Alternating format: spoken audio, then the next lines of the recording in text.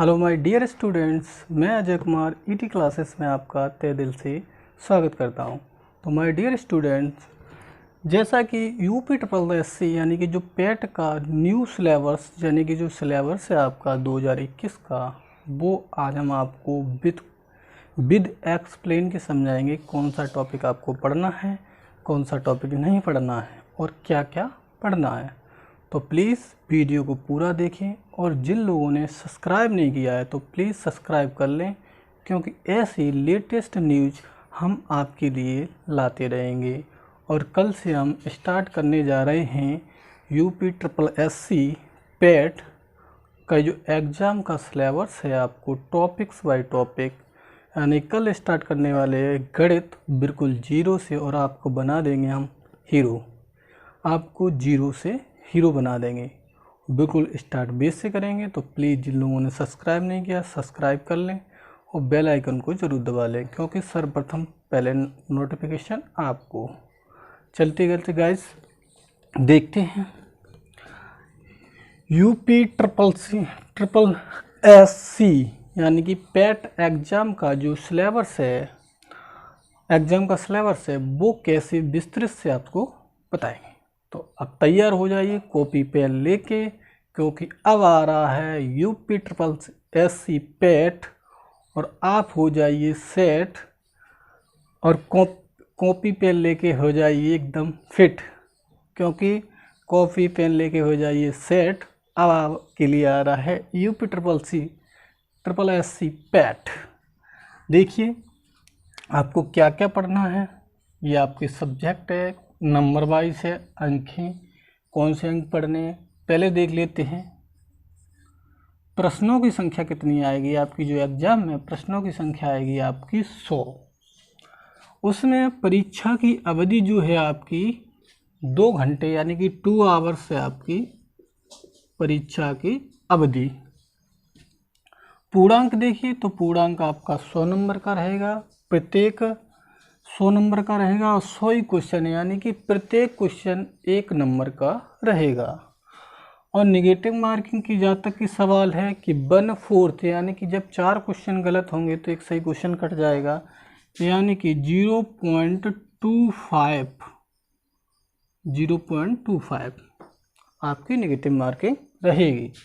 यानी कि अब आपके समझ में आ गया 2 घंटा यानी कि 120 मिनट मिलेंगे आपको, 100 क्वेश्चन मिलेंगे आपको। 100 नंबर का है और 100 ही क्वेश्चन है। नेगेटिव मार्किंग कितनी है? 0.25 यानी कि 1/4। अब चलते हैं माय डियर स्टूडेंट, मेरे प्यारे साथियों, भारतीय इतिहास के अंतर्गत आपको भारतीय इतिहास के अंतर्गत क्या पढ़ना है बाबू? तो भारतीय इतिहास के अंतर्गत पढ़ना है सिंधु घाटी की सभ्यता पढ़नी है, दूसरा है वैदिक संस्कृति पढ़नी है आपको, ठीक है। उसके बाद बौद्ध धर्म यानी कि गौतम बुद्ध जी की जीवन एवं शिक्षाएं पढ़नी है, जो आपको टॉपिक पढ़ने हैं, यानी कि बौद्ध धर्म की गौतम बुद्ध की जीवन एवं शिक्षाएं पढ़नी है। 4th टॉपिक है जैन धर्म यानी कि महावीर स्वामी की जीवनी और शिक्षा कहाँ प्राप्त की थी, ये आपको पढ़नी है। मौर्य वंश पढ़ना है, भारतीय इतिहास के अंतर्गत आपको ये टॉपिक पढ़ने हैं, यानी कि मौर्य वंश पढ़ना है आपको, सम्राट अशोक पढ़ना है, और गुप्त वंश पढ़ना है। उसमें कौन सा पढ़ना है? समुद्रगुप्त और चंद्रगुप्त द्वितीय पढ़ना है। 2 टॉपिक पढ़ने हैं आपको गुप्त वंश में पढ़ना है समुद्रगुप्त और चंद्रगुप्त द्वितीय पढ़ना है। अगला टॉपिक जो आपको पढ़ना है हर्षवर्धन पढ़ना है, यानी राजा हर्षवर्धन की कहाँ राजधानी थी, कहाँ के रहने वाले थे, ये पढ़ना है। राजपूत काल, हर्षवर्धन कन्नौज के थे, राजपूत काल पढ़ना है। सल्तनत काल पढ़ना है, मुगल सम्राट और मराठा। ब्रिटिश राज्य का अभेद्यता एवं प्रथम स्वतंत्रता संग्राम, यानी कि प्रथम स्वतंत्रता संग्राम पढ़ना है टॉपिक आपको। ब्रिटिश राज्य का सामाजिक आर्थिक प्रभाव, मतलब ब्रिटिश राज्य का सामाजिक एवं आर्थिक प्रभाव क्या रहा था, वो पढ़ना है आपको। और ये आपका आएगा 5 नंबर का आएगा। भारतीय इतिहास यानी इंडियन हिस्ट्री आपकी आएगी 5 नंबर की। अगला जब दूसरा जो टॉपिक है आपके लिए भारतीय राष्ट्रीय आंदोलन, भारतीय राष्ट्रीय आंदोलन। तो आपको पढ़ना है स्वाधीनता आंदोलन के प्रारंभिक कार्य क्या थे, क्या नहीं थे, वो पढ़ना है। स्वदेशी तथा सविनय अवज्ञा आंदोलन, यानी कि जो महात्मा गांधी द्वारा चलाया गया था सविनय अवज्ञा आंदोलन, वो आपको पढ़ना है।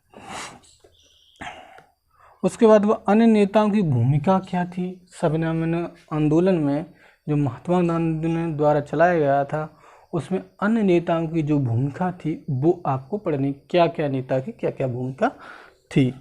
अब आप चलते क्रांतिकारी आंदोलन एवं उग्र राष्ट्रवाद का उदय। क्रांतिकारी आंदोलन में कौन किसने भाग लिया था, कौन कौन शहीद हुआ था, तो उग्रवाद राष्ट्रवाद का उदय पढ़ना है। विधायी संशोधन एवं ब्रिटिश इंडिया एक्ट पढ़ना है आपको। ब्रिटिश इंडिया एक्ट यानी कि 1935 पढ़ना है आपको। और भारत छोड़ो आंदोलन, यानी कि जो महात्मा गांधी द्वारा चलाया गया था 1942 में, ये आपको पढ़ना है भारत छोड़ो आंदोलन। आज़ाद हिंद की फौज, आज़ाद हिंद की स्थापना किसने की थी, आज़ाद हिंद फौज की स्थापना किसने की थी, तथा नेताजी सुभाष चंद्र जी का क्या योगदान था इसमें, वो पढ़ना है। ठीक है, अब आते हैं भूगोल में।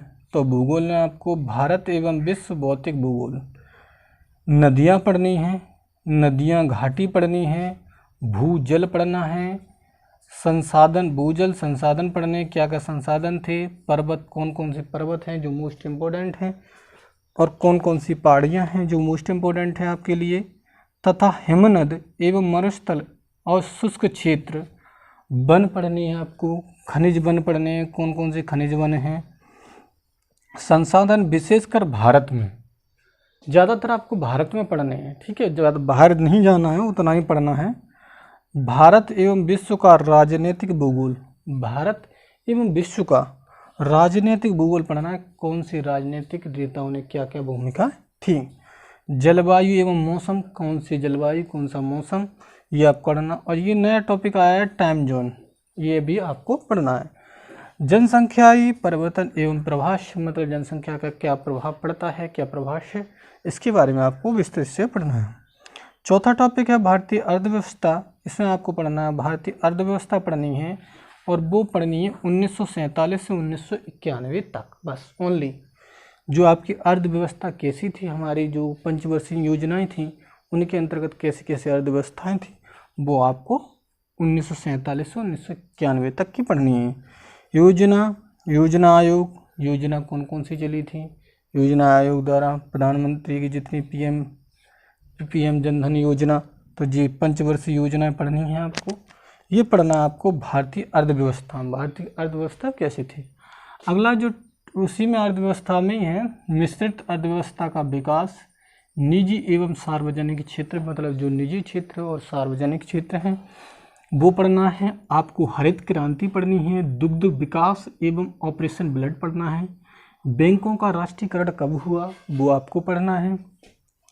वर्ष 1991 में आर्थिक सुधार, उनके बाद भी अर्थव्यवस्था 2014 के बाद, यानी कि 1991 से आर्थिक सुधार क्या हुए हमारी अर्थव्यवस्था में, और वर्ष 2014 के पश्चात की आर्थिक सुधार क्या हुए, मतलब 2014 के बाद, पश्चात का मतलब होता है बाद, पश्चात का मतलब क्या होता है बाद, जो आर्थिक सुधार हुए वो पढ़ना है।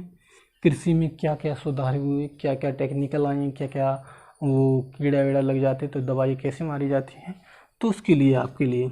और ढांचागत सुधार एवं श्रम सुधार, मतलब श्रम सुधार मतलब जो श्रम में जो की जाती है परिश्रम, तो उसके लिए आपको श्रम सुधार पढ़ना है। अब आपका आता है भारतीय संविधान, यानी कि भारतीय संविधान के अंतर्गत एवं लोक प्रशासन आपको पढ़ना है, तो भारतीय संविधान पढ़ना है। भारतीय संविधान की मुख्य विशेषताएं क्या हैं वो पढ़नी है आपको। राज्य के नीति निर्देशक सिद्धांत पढ़ने हैं। मौलिक अधिकार एवं मौलिक कर्तव्य पढ़ने हैं आपको।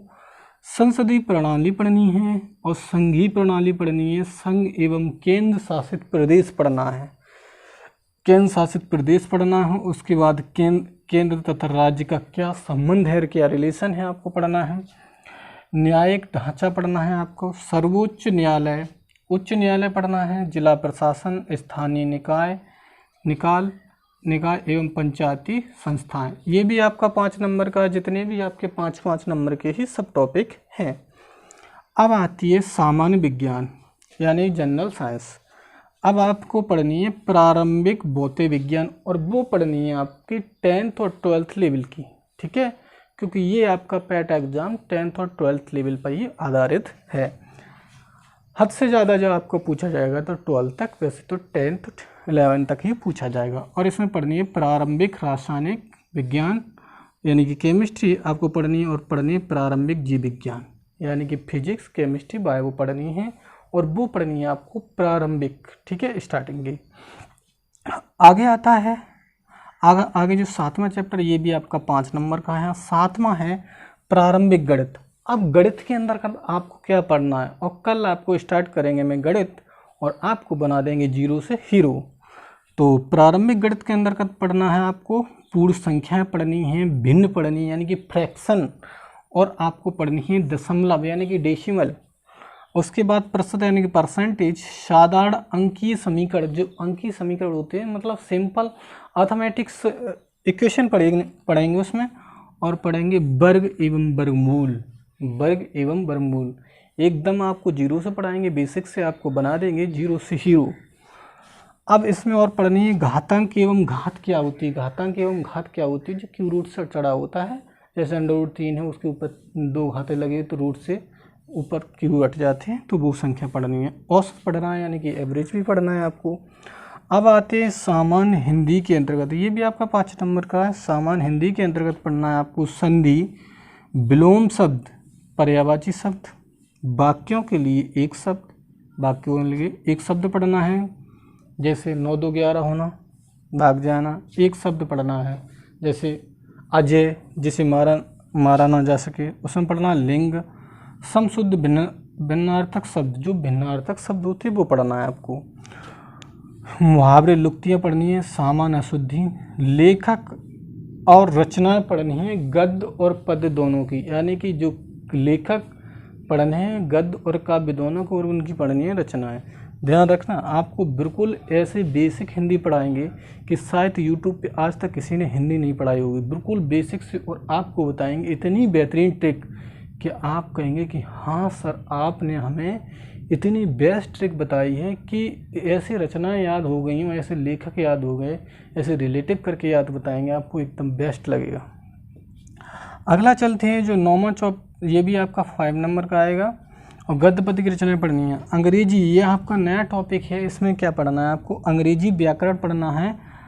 अंग्रेजी व्याकरण जो आपका ग्रामर है वो पढ़ने हैं, टेंस वगैरह, और उसके बाद अपठित गद्यांश पर आधारित प्रश्न यानी कि जो कॉम्प्रिहेंशन है वो उस पर पढ़ना है। अगला 9वां टॉपिक है जो वो हम लिखते हैं आगे इसी में। अगला 9वां टॉपिक, तो माय डियर स्टूडेंट, जिन लोगों ने चैनल सब्सक्राइब नहीं किया तो प्लीज़ चैनल को सब्सक्राइब कर लें, क्योंकि आपको होने वाला है बहुत बहुत फ़ायदा आपके लिए, और आपको मिलेगा बहुत ही बहुत लेटेस्ट न्यूज़, और आपको जैसे कि जितना भी टॉपिक है आपके अंतर्गत उसमें कैसे हम आपको पढ़ाएंगे और किस तरीके से आपको बहुत ही बेसिक से आपको रटाएंगे। तो माय डियर स्टूडेंट्स, जुड़ जाइए हमसे, और जिन लोगों ने नहीं किया है सब्सक्राइब वो प्लीज़ सब्सक्राइब कर लें, और शेयर करना ना भूलें। अपने मित्रों को भी बताएं कि हाँ, ये सिलेबस सर ने दिया है और इसे हमें पढ़ना है। तो माय डियर स्टूडेंट्स, अब चलते हैं, 9 टॉपिक हो चुके हैं आपके हिंदी अपठित गद्यांश के अंतर्गत। अब चलते हैं आगे की ओर। आगे जो आपको 10वां टॉपिक पढ़ना है वो आपका है रीजनिंग आपकी होगी, और रीजनिंग में क्या करना है यानी कि तर्क शक्ति, यानी कि रीजनिंग पढ़ना है आपका। टॉपिक्स बाई टॉपिक लिखाते हैं आपको, यानी कि जो 10वां आपका जो टॉपिक है वो पढ़ना है तर्क एवं तर्क शक्ति, यानी कि आपको पढ़नी है तर्क एवं तर्क शक्ति, यानी कि logic and reasoning. Logic and reasoning में क्या पढ़ना है आपको, वृत्तय एवं लघु पढ़ना है, पहला टॉपिक हो गया। दूसरा टॉपिक आपको पढ़ना है संबंध पढ़ना है, यानी कि रिलेशन पढ़ना है। तीसरा पढ़ना है आपको क्रम और क्रम पढ़ना है, और रैंकिंग यानी कि क्रम एवं रैंकिंग, ये आपको टॉपिक पढ़ना है। अब चौथा जो टॉपिक आपका रहेगा समूह यानी कि ग्रुप, समूह से भिन्न को अलग करना, ये आपका रीजनिंग के टॉपिक अंतर्गत है करना। अगला पढ़ना है कैलेंडर पढ़ना है, कैलेंडर और घड़ी पढ़ना है टॉपिक, ठीक। घड़ी भी पढ़नी है आपको, और इसमें पढ़ना है कारण और प्रभाव, क्या इफेक्ट थे, क्या कारण था। अगला जो टॉपिक पढ़नी है कोडिंग डिकोडिंग पढ़नी है, कोडिंग डिकोडिंग संख्या तथा अक्षर पर आधारित पढ़नी है। इसमें दिया भी गया है कि आपको संख्या पर पढ़ना है और अक्षर पर पढ़ना है, संख्या पर पढ़ना है और अक्षर पर पढ़ना है। यानी कि अब आपका आता है लास्ट जो टॉपिक है रीजनिंग के अंतर्गत, वो है निम्नात्मक तर्क कथन विश्लेषण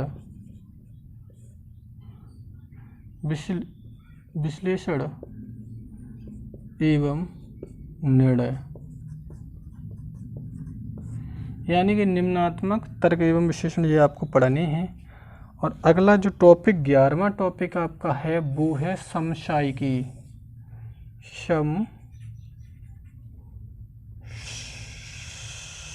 समसामयिकी यानी करंट अफेयर पढ़नी है आपको, करंट अफेयर्स पढ़नी है आपको। करंट अफेयर्स के अंतर्गत पढ़ना है आपको, करंट अफेयर्स के अंतर्गत आपको पढ़ना है, अभी बताता हूँ।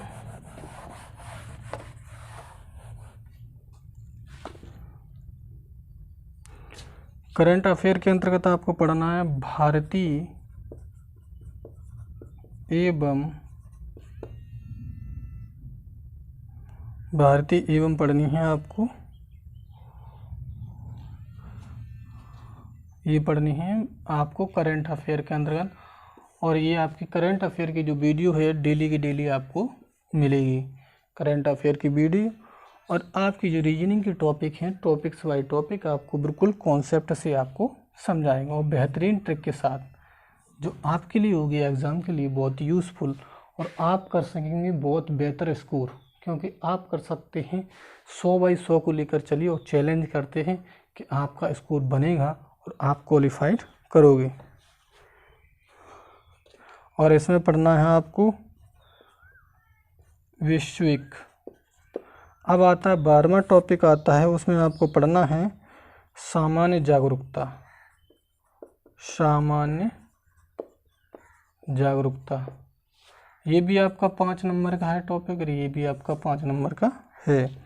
अब सामान्य जागरूकता में पढ़ना है आपको, टॉपिक में पढ़ना है भारत के पड़ोसी देश, ठीक है, भारत के पड़ोसी देश क्या हैं, और राजधानी और मुद्रा, राजधानी और मुद्रा क्या उनकी मुद्रा है। और पढ़ना है भारत के राज्य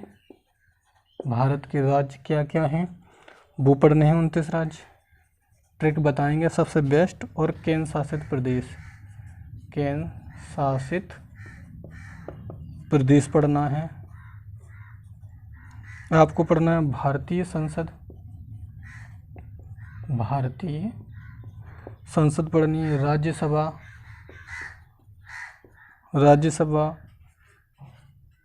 लोकसभा और विधानसभा और विधान परिषद।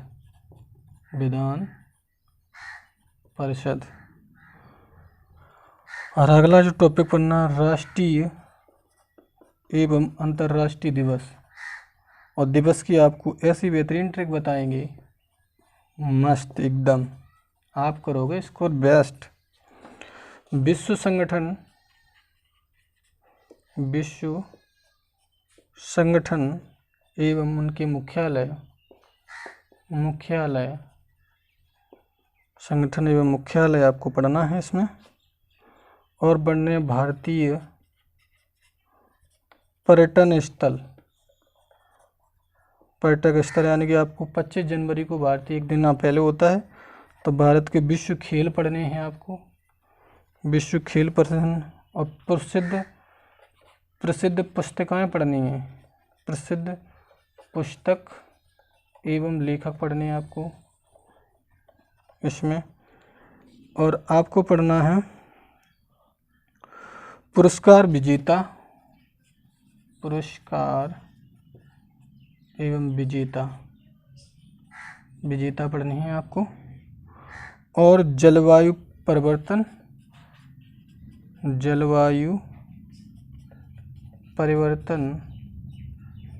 एवं पर्यावरण, ये आपके नंबर आएगा 10 नंबर का टॉपिक रहेगा आपके लिए, ये आपका 10 नंबर का रहेगा आपके लिए टॉपिक।